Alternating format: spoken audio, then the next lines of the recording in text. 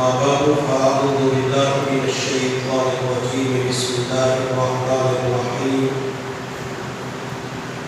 لقد رضي الله عن المؤمنين إذ يبايعونك تحت الشجرة فعلم ما في قلوبهم فأنزل السكينة عليهم وأثابهم فتحا قريبا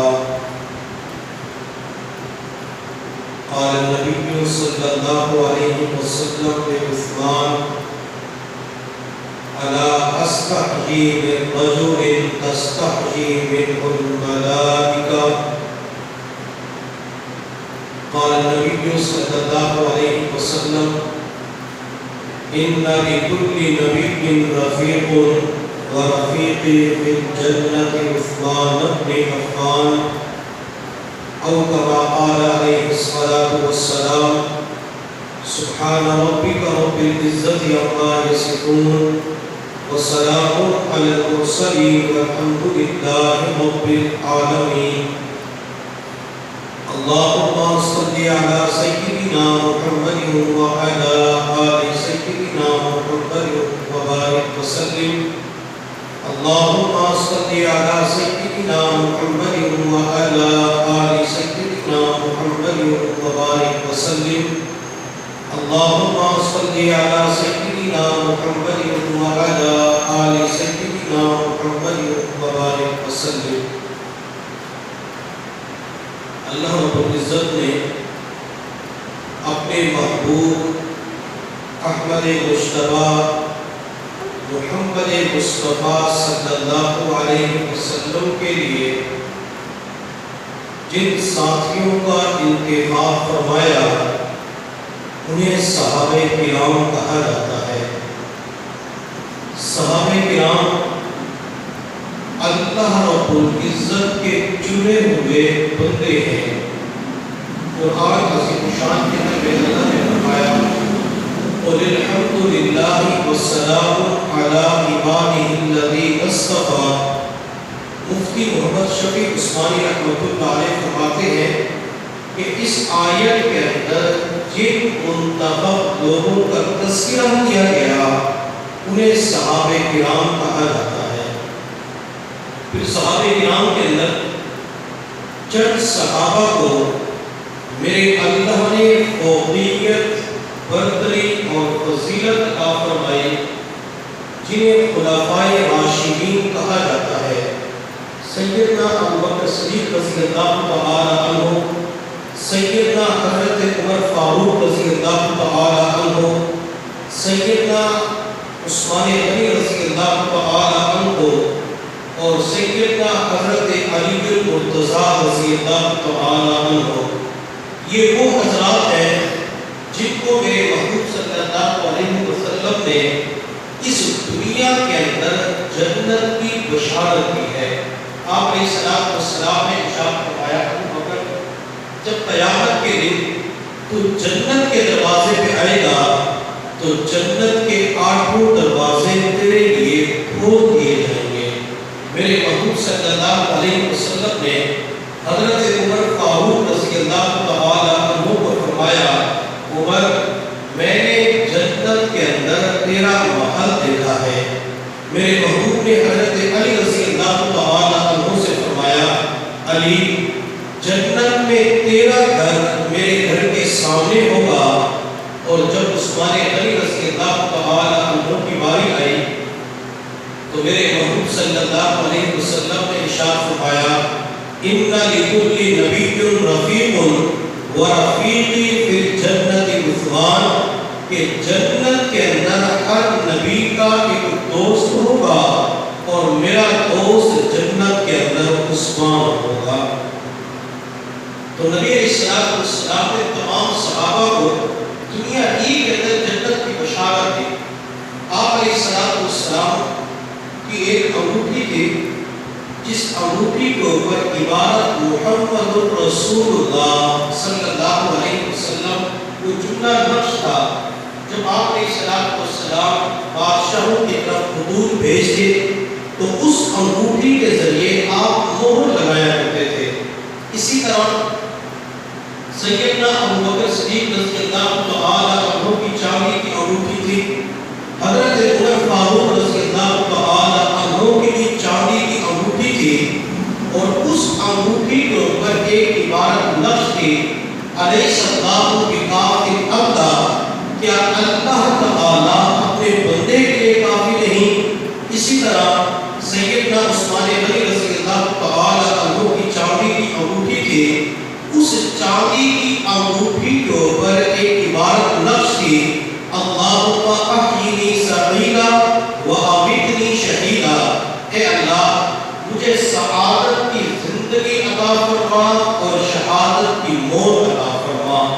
حضرت عثمان غنی رضی اللہ تعالی عنہ کی انگوٹھی پر جو عبارت نقش تھی، اللہ تعالیٰ نے اس دعا کی برکت سے عثمان کی زندگی کو سعادت والی بنایا، عثمان کی زندگی کو بختوں والی بنایا، عثمان کی زندگی خوش نصیبوں والی تھی، اور آخر کے اندر میرے اللہ نے عثمان کو مدینہ طیبہ کے اندر شہادت کی موت عطا فرما دی۔ حضرت عثمان غنی رضی اللہ تعالی عنہ کو حضور صلی اللہ علیہ وسلم کے ساتھ بے پناہ محبت تھی، حتیٰ کہ ایمان قبول کرنے کے بعد سیدنا عثمان غنی رضی اللہ تعالی عنہ نے اپنا سب کچھ نبوت کے اوپر قربان کر دیا، اللہ کے راستے میں خرچ کر دیا۔ ایک مرتبہ سیدنا عثمان غنی رضی اللہ تعالی عنہ نے حضور صلی اللہ علیہ وسلم کی دعوت کی، آپ علیہ السلام اپنے گھر سے عثمان کے گھر کی طرف تشریف لے جا رہے تھے، عثمان غنی رضی اللہ تعالی عنہ بھی ساتھ تھے۔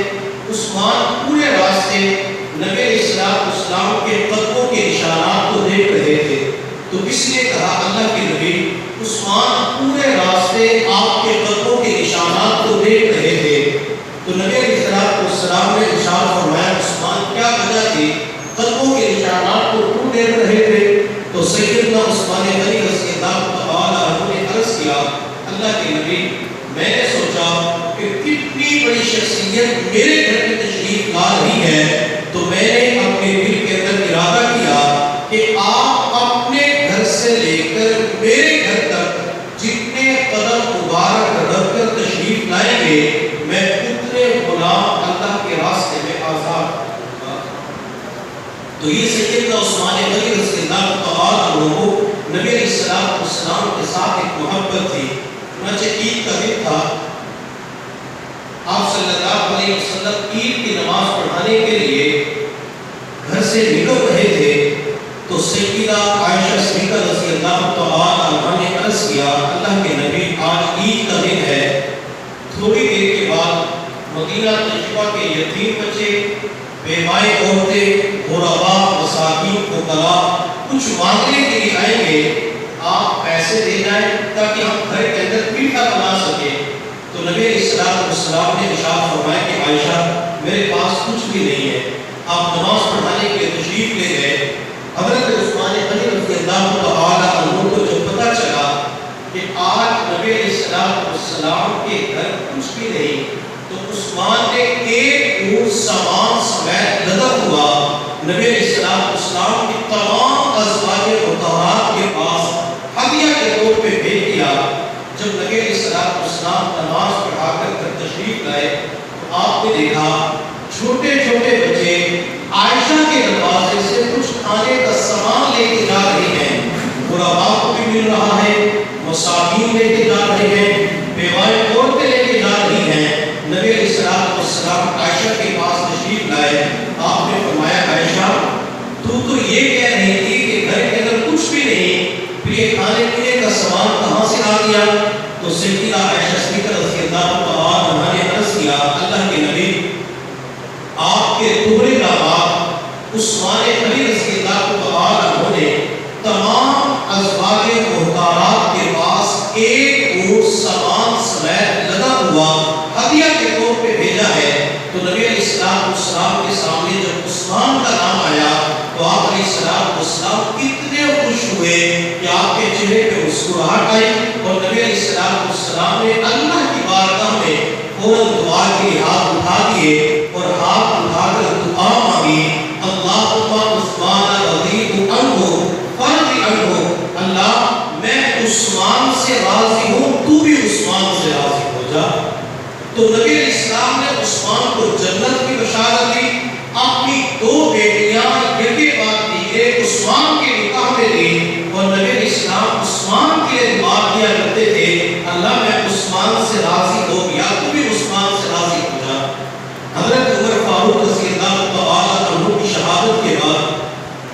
سیدنا عثمان غنی رضی اللہ تعالی عنہ مسلمانوں کے خلیفہ بنے تو عثمان غنی رضی اللہ تعالی عنہ کے دور خلافت میں 44 لاکھ مربع میل تک اسلامی سلطنت کا جھنڈا لہرا دیا گیا۔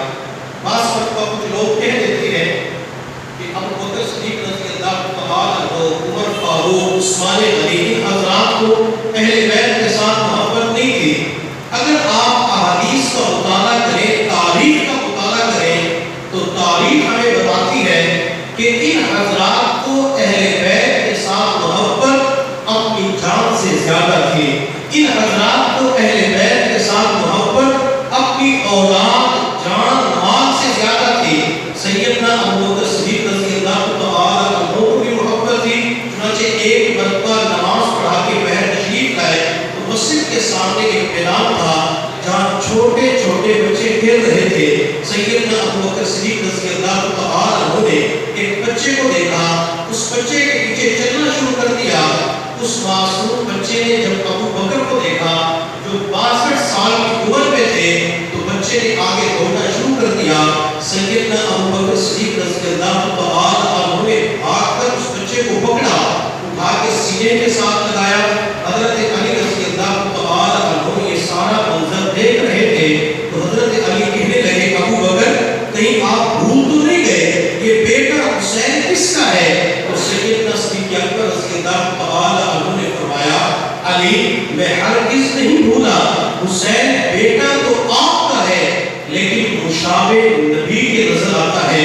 جب میں حسین کو دیکھتا ہوں تو مجھے آمنہ کے لال حضور صلی اللہ علیہ وسلم یاد آ جاتے ہیں۔ حضرت عمر فاروق رضی اللہ تعالی عنہ بھی محبت کیا کرتے تھے۔ اسی طرح عثمان غنی رضی اللہ تعالی عنہ بھی ان شہزادوں کے ساتھ سچی محبت کیا کرتے تھے۔ عثمان غنی رضی اللہ تعالی عنہ کے دور خلافت میں مجاہدین نے ایک علاقے کو فتح کیا۔ اس علاقے کے سربراہ کا نام حاکم کا نام یزدجر تھا۔ علاقے کو فتح کیا گیا، اس پورے علاقے کے مال کے اوپر صحابہ کرام کا قبضہ تھا، وہ مال غنیمت کے اندر شامل ہو گیا۔ چنانچہ وہ مال غنیمت عثمان کے پاس پہنچا، عورتیں باندیاں بن کر عثمان کے پاس پہنچی تو عثمان غنی رضی اللہ تعالی عنہ نے مال غنیمت مسلمانوں کے اندر تقسیم کرنا شروع کر دیا، باندیوں کو بھی تقسیم کیا۔ عثمان کے سامنے 2 لڑکیاں آئیں تو کس نے بتایا، عثمان یہ یزدجر بادشاہ کی بیٹیاں ہیں، دونوں شہزادیاں ہیں اور باندی بن کر آئی ہیں، تو آپ یہ کسے دیں گے؟ تو سیدنا عثمان غنی رضی اللہ تعالی عنہ نے فرمایا کہ شہزادیاں شہزادوں کو اچھی لگتی ہیں۔ تو کسی نے پوچھا عثمان شہزادے کون ہیں؟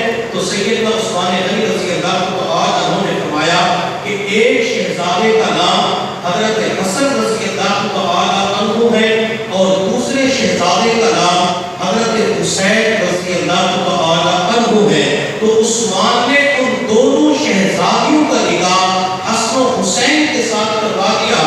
آپ محرم الحرام کے مہینے میں ایک خاتون شہر بانو کا نام بھی سنتے ہیں، یہ شہر بانو کا نکاح حسین کے ساتھ ہوا اور نکاح کروانے کے اندر جو سب سے مرکزی کردار ادا کیا وہ سیدنا عثمان غنی رضی اللہ تعالی عنہ نے کردار ادا کیا۔ تو عثمان بھی اہل بیت کے ساتھ محبت کرنے والے تھے۔ حضرت عثمان غنی رضی اللہ تعالی عنہ کی خلافت کا آخری دور تھا۔ حضرات صحابہ کرام حج کے سفر پہ گئے ہوئے تھے۔ عثمان مسجد نبوی کے اندر خطبہ دے رہے تھے، ہاتھ کے اندر عصا پکڑا ہوا تھا۔ مجمع کے اندر ایک شخص کھڑا ہو گیا اور کہنے لگا، عثمان ہم تیرا خطبہ نہیں سننا چاہتے۔ عثمان غنی رضی اللہ تعالی عنہ نے خطبے کو موقوف، خطبے کو جاری رکھا۔ ایک اور شخص کھڑا ہوا اور اس نے آگے بڑھ کر عثمان کے ہاتھ میں جو عصا تھا اس عصا کو چھین کر 2 ٹکڑے کر کے مجمع کی طرف پھینک دیا تو عثمان کی چیخ نکل گئی۔ عثمان نے فرمایا، ظالم تو مجھے قتل کر دیتا، ظالم تو میرے جسم کے ٹکڑے کر دیتا، لیکن اس عصا کو نہ توڑتا۔ آج تم نے میرے پیغمبر کی نشانی کو توڑ دیا۔ یہ وہی عصا ہے جس عصا کو لے کر حضور صلی اللہ علیہ وسلم جمعہ کا خطبہ دیا کرتے تھے۔ یہ وہی عصا ہے جس عصا کو پکڑ کر سیدنا ابو بکر صدیق رضی اللہ تعالی عنہ جمعہ کا خطبہ دیا کرتے تھے، یہ وہی عصا ہے جس عصا کو پکڑ کر حضرت عمر فاروق رضی اللہ تعالی عنہ خطبہ دیا کرتے تھے۔ میرے پاس اللہ کے نبی کی نشانی تھی اور تم نے آج اللہ کے نبی کی نشانی کو توڑ کے رکھ دیا، اللہ تجھے تباہ و برباد کر دے۔ حضرت عثمان غنی رضی اللہ تعالی عنہ نے اپنے خطبے کو موقوف کر دیا اور خطبے کو موقوف کرنے کے بعد گھر تشریف لے گئے۔ حضرت عثمان غنی رضی اللہ تعالی عنہ جب گھر چلے جاتے ہیں تو عثمان کے گھر سے نکلنے پر پابندی عائد کر دی گئی کہ عثمان آپ نمازوں کے لیے اپنے گھر سے باہر نہیں آ سکتے، عثمان آپ پانی کے لیے بھی باہر نہیں آ سکتے۔ چنانچہ عثمان غنی رضی اللہ تعالی عنہ نے 40 دن اپنے گھر کے اندر گزارے۔ وہ مسجد نبی جس کی جگہ خرید کر عثمان نے وقف کی تھی، اس مسجد کے اندر عثمان کو نماز پڑھنے کی اجازت نہ ملی۔ وہ بیر کنواں جسے خرید کر عثمان نے مسلمانوں کے لیے وقف کیا تھا، عثمان کو اس کنویں سے پانی پینے کی اجازت نہ ملی۔ حضرت عثمان غنی رضی اللہ تعالی عنہ جب اپنے گھر کے اندر محصور تھے تو اپنے مکان کی چھت کے اوپر کھڑے ہو کر نیچے کھڑے ہوئے لوگوں کو خطبہ دیا اور اس خطبے کے اندر ارشاد فرمایا، لوگوں تم مجھے اس مسجد کے اندر نماز پڑھنے سے روکتے ہو جو مسجد کے لیے میں نے جگہ خرید کر دی تھی، اس کنویں سے محروم کرنا چاہتے ہو جس کنویں کو خرید کر میں نے مسلمانوں کے لیے وقف کیا تھا۔ تو اس سے پتہ چلا کہ انسان جہاں پہ زندگی گزارتا ہے اور جہاں پہ انسان کا تھوڑا بہت لگاؤ ہوتا ہے، انسان کو اس چیز کے ساتھ محبت ہو جاتی ہے۔ اور جب عثمان اپنے گھر کے اندر محصور تھے تو کسی نے عثمان سے کہا کہ آپ مکہ چلے جائیں، آپ کو امن مل جائے گا، آپ شام چلے جائیں، آپ کو امن مل جائے گا۔ تو عثمان غنی رضی اللہ تعالی عنہ نے فرمایا کہ لوگوں جہاں میری زندگی گزری ہے میں اسی مدینہ کے اندر زندگی گزارنا چاہتا ہوں، اور میری زندگی کی آخری چاہت یہ ہے کہ اللہ تعالیٰ اسی شہر کے اندر مجھے موت عطا فرما دے۔ تو جہاں انسان وقت گزارتا ہے، جہاں انسان کا بچپن لڑکپن جوانی گزرتی ہے، انسان کو اس علاقے کے ساتھ محبت ہو جاتی ہے۔ ہماری جوانی کسی ملک کے اندر گزر رہی ہے، ہمارا بچپن کسی ملک کے اندر گزرا، لڑکپن کسی ملک کے اندر گزرا، کوئی بڑھاپے کی عمر میں پہنچ کر جوانی گزار چکا ہے۔ جس بستی کے اندر، جس کچے گھر کے اندر انسان زندگی گزار چکا ہے، انسان کو اس گھر کے ساتھ محبت ہو جاتی ہے۔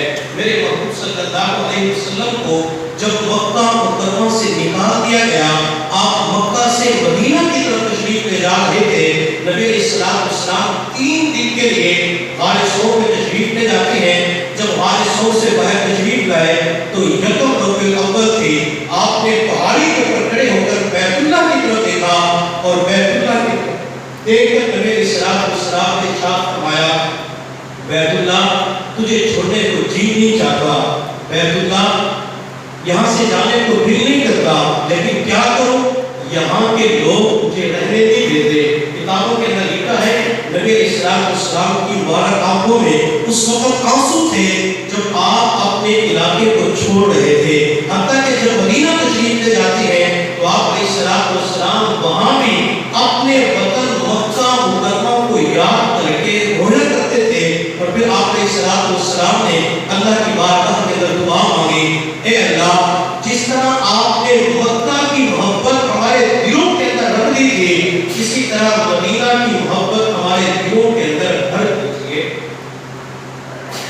تو آپ علیہ السلام کو بھی اپنے وطن کے ساتھ محبت تھی۔ ہمارا یہ جو ملک پاکستان ہے، یہ اللہ تعالیٰ نے 14 اگست 1947 کو ہمیں عطا فرمایا، اور اس ملک کے اندر اللہ نے جو سب سے بڑی نعمت ہمیں عطا فرمائی ہے وہ آزادی کی نعمت ہے۔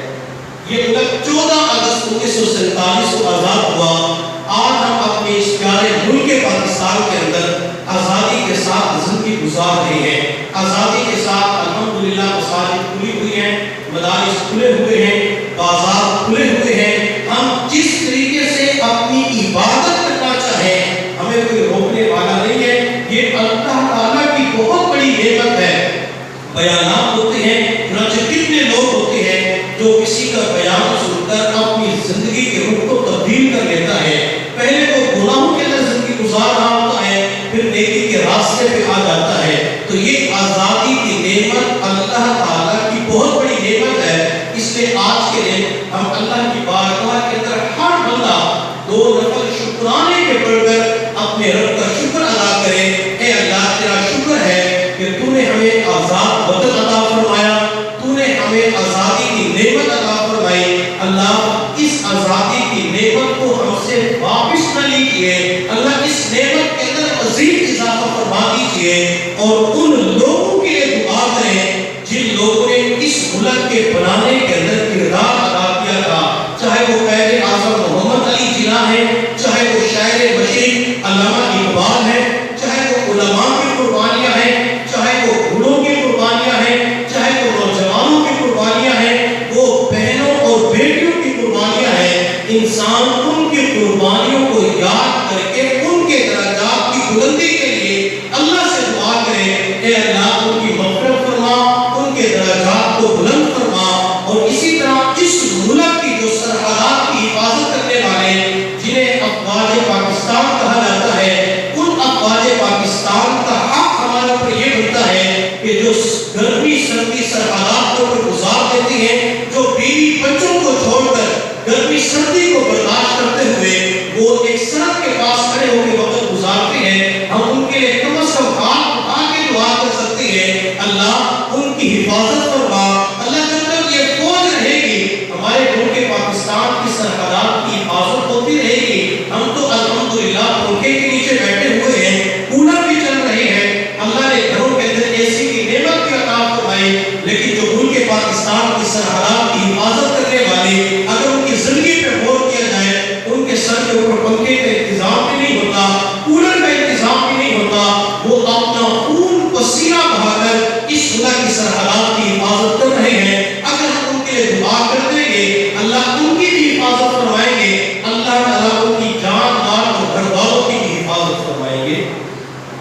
یہ اللہ تعالیٰ کا بڑا کرم ہے جس اللہ نے ہمیں یہ آزادی کی نعمت عطا فرمائی. تو عثمان غنی رضی اللہ تعالیٰ عنہ اپنے گھر کے اندر معصور، اور 40 دن تک عثمان کو گھر کے اندر بند کر دیا گیا. 40 دن آپ نے بھوک اور پیاس کی حالت میں گزار دیے.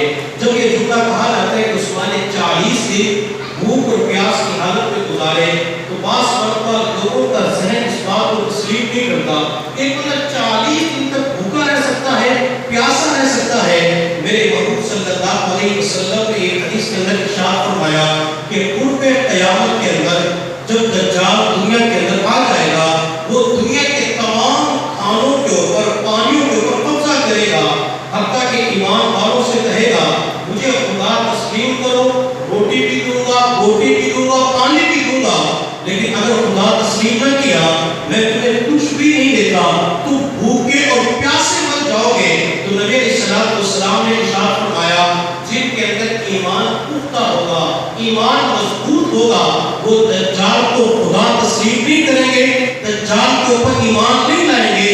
ان کی بھوک اور پیاس کیسے مٹے گی؟ تو نبوت نے اپنی مبارک زبان سے ارشاد فرمایا وہ لوگ قرب قیامت کے اندر تیسرے کلمے کا ورد کریں گے، سبحان اللہ والحمدللہ ولا الہ الا اللہ واللہ اکبر. جب یہ اللہ کے راستے میں جماعتیں نکلتی ہیں تو اللہ کے راستے کے اندر نکلنے والی جماعتوں کو تعلیم دی جاتی ہے کہ آپ نے روزانہ 100 مرتبہ استغفار، 100 مرتبہ تشریف اور تیسرے کلمے کا اہتمام کرنا ہے. تو نبی علیہ السلام نے ارشاد فرمایا کہ جب دجال پانی کے اوپر، کھانے کے اوپر قبضہ کرے گا، مسلمانوں کو نہیں دے گا، مسلمان اس وقت تیسرے کلمے کا ورد کریں گے تو اللہ تعالیٰ ان کی بھوک بھی مٹا دے گا اور پیاس بھی مٹا دے گا.